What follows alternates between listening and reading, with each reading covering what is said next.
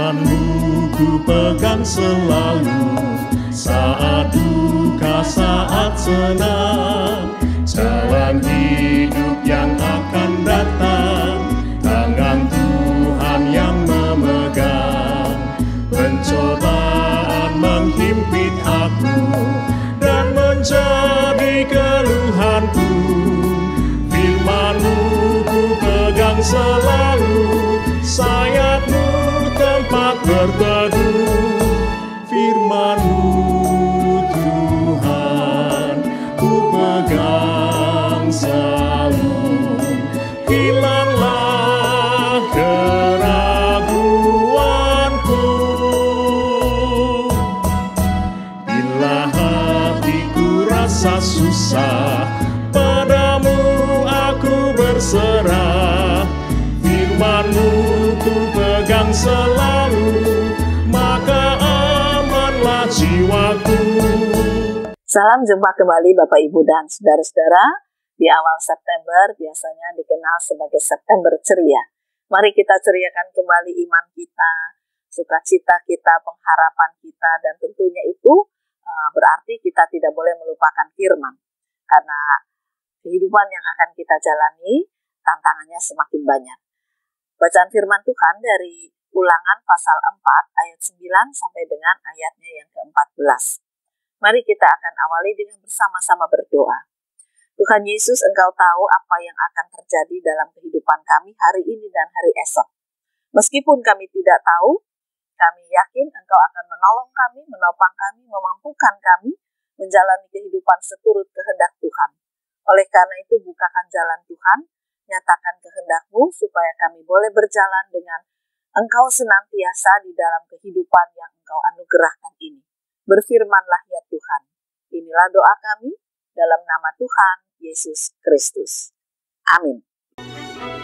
Tetapi waspadalah dan berhati-hatilah, supaya jangan engkau melupakan hal-hal yang dilihat oleh matamu sendiri itu,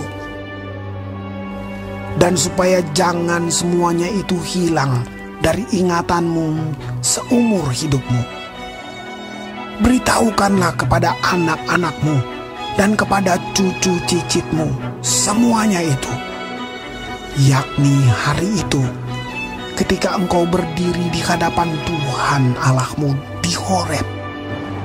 Waktu Tuhan berfirman kepadaku, suruhlah bangsa itu berkumpul kepadaku, maka aku akan memberi mereka mendengar segala perkataanku, sehingga mereka takut kepadaku selama mereka hidup di muka bumi, dan mengajarkan demikian kepada anak-anak mereka.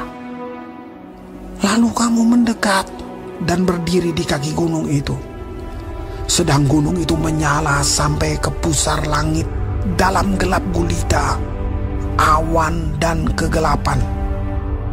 Lalu berfirmanlah Tuhan kepadamu dari tengah-tengah api. Suara kata-kata kamu dengar, tetapi suatu rupa tidak kamu lihat, hanya ada suara. Dan ia memberitahukan kepadamu perjanjian yang diperintahkannya kepadamu untuk dilakukan, yakni ke-10 firman, dan ia menuliskannya pada 2 loh batu. Dan pada waktu itu aku diperintahkan Tuhan untuk mengajarkan kepadamu ketetapan dan peraturan, supaya kamu melakukannya di negeri kemana kamu pergi untuk mendudukinya. Bapak, Ibu, dan saudara-saudara, dikatakan oleh firman Tuhan dalam kitab Ulangan pasal 4 ayat yang ke-9 demikian. Tetapi waspadalah dan berhati-hatilah, supaya jangan engkau melupakan hal-hal yang dilihat oleh matamu sendiri itu, dan supaya jangan semuanya itu hilang dari ingatanmu seumur hidupmu. Beritahukanlah kepada anak-anakmu dan kepada cucu cicitmu semuanya itu. Nah, ini mengingatkan ketika orang Israel itu dituntun oleh Tuhan keluar dari Mesir, kemudian berjalan di atas laut yang terbelah, lalu mereka masuk ke padang gurun, kemudian mereka juga akan dipimpin memasuki tanah perjanjian.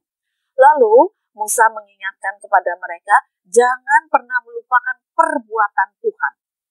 Perbuatan yang sangat besar, yang tidak bisa diikuti oleh siapapun dan tidak pernah terduga. Tetapi ketika seseorang menurut apa yang dipimpin oleh Tuhan, maka dia akan merasakan keajaiban demi keajaiban, berkat demi berkat, sukacita demi sukacita. Nah, oleh karena itu firman Tuhan mengajarkan jangan pernah melupakan Tuhan Allah dan segala perbuatannya yang maha baik di dalam Yesus Kristus. Bahkan dikatakan beritahukan itu pada anak cucu supaya gereja Tuhan tetap bertumbuh, gereja Tuhan tetap ada. Bapak, Ibu, dan saudara-saudara, firman ini mau mengajarkan, mengingatkan, seringkali sekarang kita ini melupakan kehadiran Tuhan. Lalu kita lebih merasakan dekat dengan dunia ini dengan segala kesusahannya. Orang-orang yang harus kerja keras, merasa aduh penderitaanku nggak habis-habis, masalah nggak habis-habis. Ya. Apalagi kalau dikatakan sudah usahanya sepi, uangnya menipis, sakit pula. Rasanya Tuhan tuh jauh sekali. Kenapa? Karena mereka berpikir Tuhan meninggalkan mereka. Padahal yang meninggalkan itu bukan Tuhan. Yang melupakan itu bukan Tuhan, tetapi pribadi kita. Karena bayangan kita itu ikut Tuhan selalu diberi berkat berlimpah, sehat selalu, penuh tanda tawa, penuh sukacita. Jadi ketika semua itu tidak ada, kita merasa ditinggalkan Tuhan. Padahal mari kita lihat, di tengah problem yang sedang Anda hadapi, Anda mengatakan aku sudah tidak kuat. Tetapi Anda masih harus menjalani kehidupan. Kemarin, siapa yang menguatkan Anda kalau bukan karya Tuhan? Kemarin dulu Anda bilang, aduh udah letih banget, capek banget, pusing banget. Siapa yang menguatkan Anda sampai dengan hari ini? Tuhan. Anda bisa berkata, ya aku berusaha tidur nyenyak. Orang kalau punya masalah, diapa-apakan pun tidak bisa tidur nyenyak, kecuali kasih obat tidur dosis tinggi atau suntik obat tidur. Nah, kalau nggak bisa dia. Problemnya terus terbayang-bayang. Nah, ketika kita masih bisa tidur entah beberapa waktu, kalau kita bangun dan kita bisa bekerja lagi, itu karena Tuhan yang bekerja. Perbuatan Tuhan yang kita anggap sepele, tetapi sesungguhnya perbuatan besar, saudara-saudara. Kenapa? Karena kita sendiri tidak mampu menguasai tubuh. Tidur aja kita nggak bisa, makan aja nggak bisa. Padahal itu kebutuhan yang harus kita terima. Nah, kalau kita masih bisa makan, walaupun katanya nafsu makannya kurang, tidurnya sedikit, itu berarti Tuhan tetap menolong, bersyukur. Ingat, ini perbuatan Tuhan yang tidak meninggalkan kita. Dan itu artinya kita diajak selalu merasakan kehadiran Tuhan. Nah, kenapa kita tidak bisa merasakan kehadiran Tuhan? Karena firman-Nya bukan bagian dari kehidupan kita yang sangat penting. Firman Tuhan itu cuma sambil lalu, sambil lewat. Dan itu menjadi kelemahan kita. Sebaliknya, orang yang dengan kekuatan firman menjalani kehidupan ini, maka dia akan selalu merasakan perbuatan Allah yang besar, yang tidak terpikirkan, tapi terwujud. Oleh karena itulah, kita diajak untuk selalu kembali menekuni firman, menaikkan doa dengan tidak bosan-bosannya, dan juga menaikkan puji-pujian.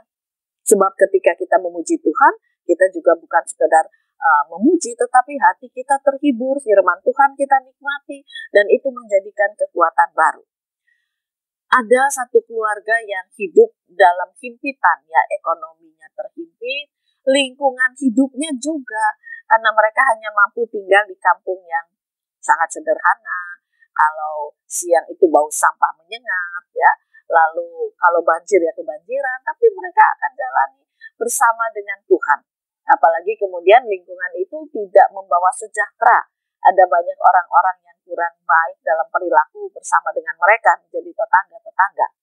Ada orang-orang yang mencibir tentang kekristenan, namun mereka tetap menjadikan diri mereka sebagai orang yang hidup karena kekuatan Tuhan.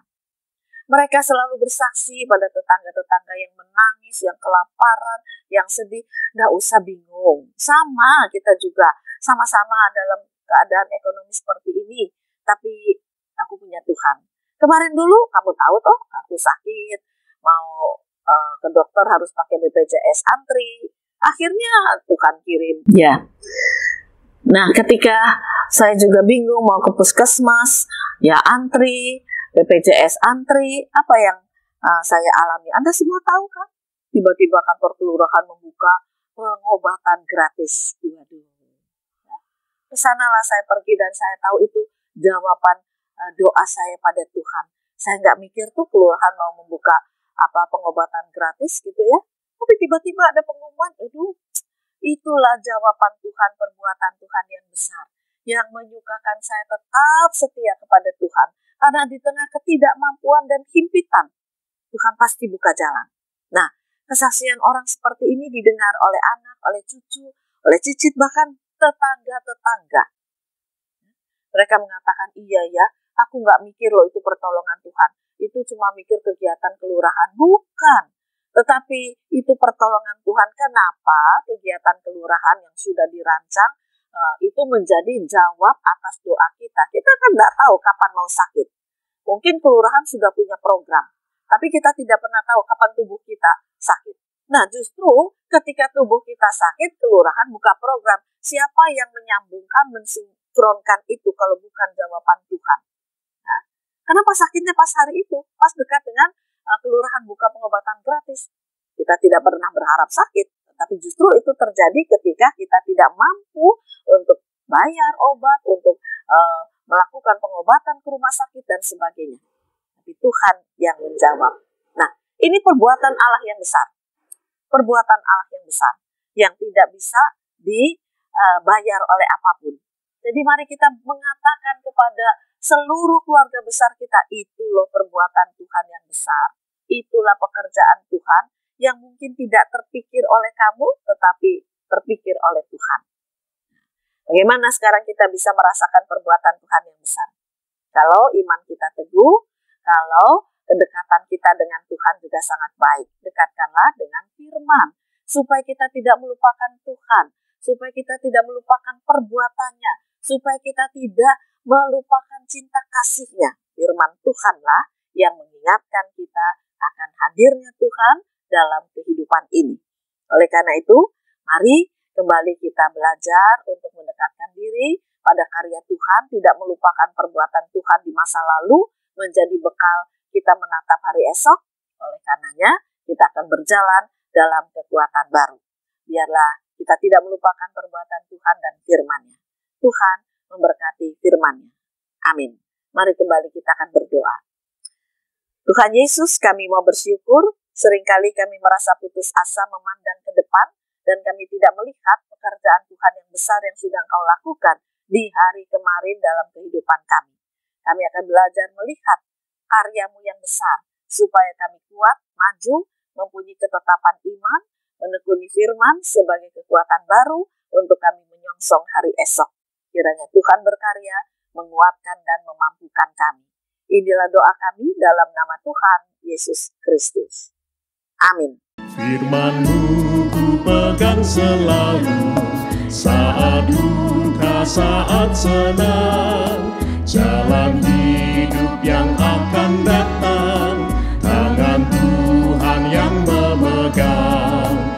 Pencobaan menghimpit aku dan menjadi keluhanku, firman-Mu ku pegang selalu, sayapmu tempat berteduh. Firman-Mu Tuhan ku pegang selalu, hilanglah keraguanku. Bila hatiku rasa susah,